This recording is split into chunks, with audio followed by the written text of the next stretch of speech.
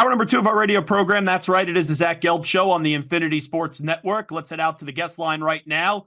And we'll welcome in a man that coached at Mississippi State and also was the head honcho at Florida. And that, of course, is Dan Mullen, who's now doing a great job on the ESPN. And you can see him tonight, South Alabama at App State on the call. Coach, always great to have you on. Thanks so much for doing this. And how you been? Oh, doing great. Excited. It should be a fun game tonight. South Alabama scored 87 points last week and most in over 30 years in a college football game. But anytime you head up to Boone, North Carolina, you got a team that can score points. It's physical. That is a winning program in Appalachian State. So I expect it to be a high-scoring, fun game for tonight's matchup. You know, I've seen you on the studio a lot, and I've caught you a little bit in the booth. I know it's now been 3 seasons since you haven't been a head coach. You've been enjoying this broadcast and stuff, it seems. Oh, I enjoy it. I love being in the game, love talking about football, getting it. I've gotten to go call games at some different locations, schools I haven't been to, so I've really enjoyed that. I have a great studio crew. We get a great setup, get to watch just about every college football game that's played on a Saturday all in front of us. So I'm enjoying it. We're having a lot of fun. You want to coach again, though, right? Like, you don't think you've coached your final game, right? Well, you never say never. I mean, as everybody knows, a lot goes into it. And, it kind of seems easy, like, oh, let's just go coach some ball. There's a lot. It's a family decision for everybody in the family to be involved. It's making sure you're the right fit for the program wherever you would go back. And the right opportunity presents itself. You never know. And let's be real, a lot less stress doing the games on TV than having to do NIL, transfer portal, and all that jazz now. Yeah, you're always right on TV, right? Even if you're wrong, you're still right. Everybody forgets what you said the next week. And I think in some ways college football, I think there's a benefit having been out of it for the coaches that maybe have been out and not dealing with it all on a daily basis to see the transformation over the last couple of years, seeing it from afar, not trying to adjust one day to the next, seeing it from afar and how NIL has affected things, how you run your programs. Programs are run differently now. What NIL is all about, how to utilize the transfer portal, and being able to see that from afar, I think is very beneficial. Dan Mullen here with us. So you were at Florida, obviously, and you had Chris Leak and Tim Tebow, so you know how that dynamic works. Now, unfortunately, Quinn Ewers hurt once again. Arch Manning going to start this weekend, coming up in a few weeks, right? There's Oklahoma on the schedule. There's Georgia on the schedule for Texas. How do you kind of think about this 2-quarterback dynamic? And I'll give credit to Sark, because when Arch went there, we all thought this was going to be a distraction. This hasn't been a distraction in the slightest. It's actually been a good thing. Yeah, and it's credit to Sark and credit to Arch Manning and the Manning family as a whole of understanding what's important, which is development. The one thing that made people forget is that the most important thing about playing the quarterback position is development. And and so I think they understand that. They don't rush onto the field until you're ready to play. It's a very different situation than we had with Chris Leak, who was a starter, and Tim Tebow, who came and played, 5 to 10 plays a game in a specific package. These two guys, very similar skill sets in what they do. And so, I think it couldn't have happened at a better time. For Sark, you never want a player to get injured. You got Louisiana Monroe and Mississippi State at home, then a bye week. And I think it's pretty cut and dry that you have the opportunity now for Arch Manning to come in, go through not just starting a game, go through all the preparation that goes into being the starting quarterback, right? I mean, this week, he's coming into meetings. He's running the ones in the huddle. Everybody's looking to him on the team as the guy. I'm sure his media has increased greatly this week than it has in other weeks. There's a lot of responsibilities that come with being the starting quarterback. And so he's getting to experience that over the next couple of weeks. But I think the second that Quinn Ewers, I don't think they're going to rush him back, but I would be very surprised if he wasn't their starting quarterback to play Oklahoma in a couple of weeks. Yeah, I'm with you. And that's the other thing. Like, I know we always joke, is Texas back? Quinn has brought Texas back. They went to the college football playoff last year. Injuries have been a problem. I know what the hype's going to be when Arch lights it up on the field, assuming he does this week and then maybe next week and then the Manning name and all that. Like, there's intrigue to see Arch play, but I would be surprised if after a game or two, Steve Sarkisian goes, yep, Quinn Ewers, everything you've done. We're going to have Arch usurp you as a starting quarterback. Yeah, and the benefit is that, Quinn has dealt with injuries every single season. And so the opportunity now for them to have 2 starting quarterbacks, there's a lot of football, especially you're getting into the 12-team playoff this year. There's a lot of football to be played, and to have 2 guys that you feel comfortable with is huge. Dan Mullen here with us. You know the good moments in coaching, you know the bad moments in coaching. You've seen everything. Billy Napier at Florida, what is there left to say? It just seems like it's not a matter anymore of if he's going to get fired, just when he's going to get fired. Well, and that's the hard part in college football. Obviously, I'm excited for that game. It's Mississippi State, Florida this week. That The doesn't Dan happen Mullen very Bowl. often. But you know what? I think Florida looks, and what Florida is very different now than when I was there even a couple years ago. They finally have a football facility, which is kind of a head scratcher in today's world, right? Didn't people have it like 20 years ago? No, they didn't. You know, they finally just opened it right when Billy Napier got hired. They moved into a standalone football facility. So they were way behind that way. I think now, he has the benefit of having administrative support. They've tripled the budget to catch up with other schools. So I think they've invested a lot in trying to catch the program up into getting it maybe. I think a lot of people are like, oh, we've done all this, we must be past everybody. I think they just finally caught up with some other schools. And, I don't know that the answer is keep changing coaches every couple of years. I think I think when you look back in history, you would have had a lot of Hall of Fame coaches not make the Hall of Fame. Never mind, you would never heard of them, if they weren't giving more than their first couple of years to build a program. And so I think, there's a lot of ADs sometimes have a quick trigger, and the fans want that instant success now. We'll see. Let's see how the rest of the season plays out. I'm not always a big proponent of firing a coach earlier in the middle of the season unless there's someone on staff that you want to replace him with that you think could be the next head coach. Because if not, there's issues. Once the head coach is fired, some of the players, they're like, oh, do we finish the year? Do we go to the portal? There's a lot of questions of who's steering the ship for that program just to get you through this season. But you know what the conversation is now, right? Florida fans, and I understand it and I get it.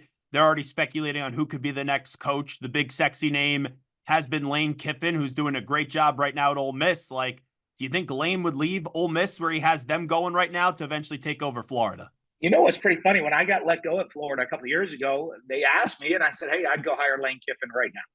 I said, if you're going to get rid of me, I'd go hire Lane Kiffin from Ole Miss right now. He kind of has that little bit of that, Florida, they love points. He's going to continue the offense to run points. He's walking in. Walking in with an Anthony Richardson. You're walking in with a top 5 draft pick at quarterback. So the program's in good shape offensively that way. There are some high-powered receivers committed and on the roster. And so I think he would have been a great fit right off the bat. But that was several years ago, and he's now gotten Ole Miss to, being in playoff contention. So I don't know if that's something that would interest him or not. It'd be, you never know in the coaching profession why maybe someone's making a decision. They're going to have their personal or whatever reason to do it. But, I think a couple of years ago, he probably would have taken the job if offered it to him. Wait, so when they were firing you, and I know you had a long relationship with Florida, they asked you who should replace you? I think we were just talking, and I said, hey, because you're getting let go, and there's still a game left in the season. So I said, hey, I said it's a very simple deal. Greg Knox, interim head coach, assistant head coach. He's going to walk in, not going to miss a beat. He went and led him to a victory over Florida State the next week. And, I think he was a guy in place, I thought, that could walk in and do that and take over as the interim head coach immediately. Because I asked that question because, I'm concerned for my coaches and you're concerned for the players. And saying that, and I said, hey, I said, you guys got to go hire a coach. And I told that to the athletic director. I'd go hire Scott. I told Scott Strickland, I'd go hire Lane Kiffin if I were you right now. Because, what if Florida wants points? They love that kind of that swagger, that attitude that Spurrier used to bring everybody. The coaches, all the coaches have been successful there have had. And I thought he would kind of fit right into that role and help move them forward, especially if they were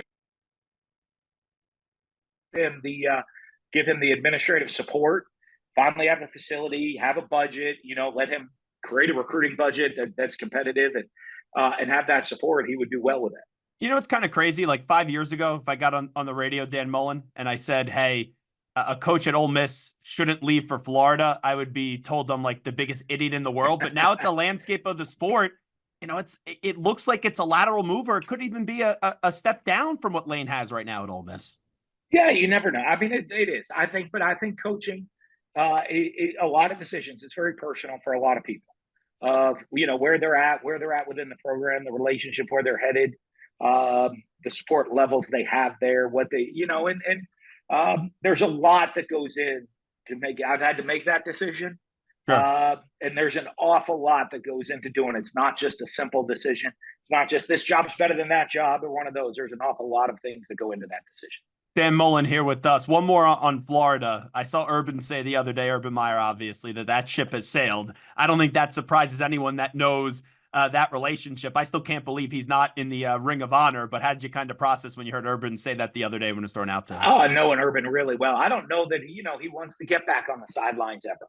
I think he enjoys his gig that he does on the morning show, doing the TV stuff and being around football. So I don't know that you see him on the sidelines anywhere. And I know John Gruden made it clear that he wants to get involved in the coaching game as a head coach. How do you think Chucky would be on a coaching sideline in college? It's interesting. I think probably I would have said it'd been a rough adjustment before, because it's a different game. Not the game that's played, not the X's and O's. I mean, that's very similar.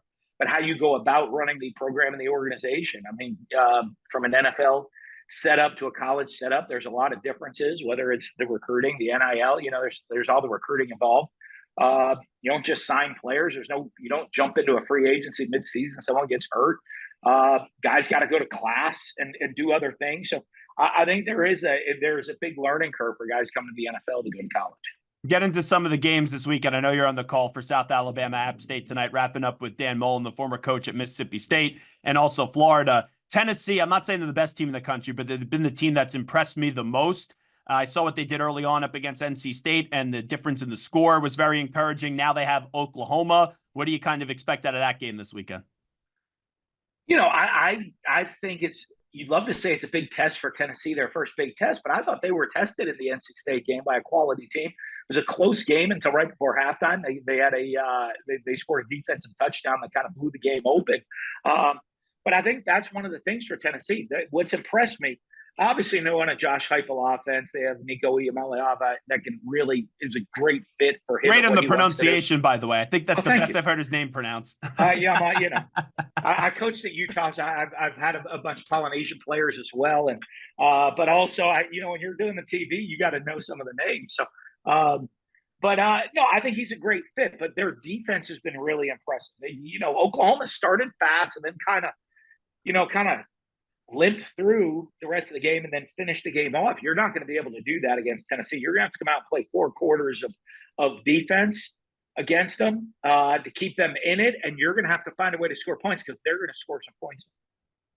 When you get to USC Michigan, I know Michigan made the quarterback change. I thought Alex Orji was going to start the season and ended up being Davis Warren. Is there any hope for Michigan in this game up against USC? Because that offense obviously has been a big problem for them out of the gate. Well, as you said, I was surprised as you were. I thought Alex Orji would be the guy. I thought you'd see, boy, they're going to get to kind of a little bit of a quarterback run package and some play action with him. I think it's hard to adjust to that in 1 week if they haven't been doing that already coming into the game. I would say, looking at this game preseason, I thought, okay, this will be a tricky one, but the Michigan's going to keep making some statements here. They're going to play great defense. They're going to score enough and control the tempo of the game and run the ball and be really physical. I've been disappointed with Michigan, where they're at, what they've done, and the steps they've taken, giant steps backwards. It looks like, you knew they weren't going to be as good as they were last year. But you figured, hey, we're going to sort out and figure out our offense. And they've kind of taken a jump or a leap backwards. Where USC, on the other hand, looked really impressive to me. Yeah. They look better. They're much better coming into this game. USC is much better than I expected, and Michigan's much worse than I expected. So I think it's a tough matchup. Obviously, you're a Southern California team. You're heading to the Midwest. On that one, I should check. I haven't checked the weather report, which that can always be an issue for USC the kids and the Southern kids going to play in cold up north weather. But how they've been executing, how they've been playing, I'm going with USC on that one.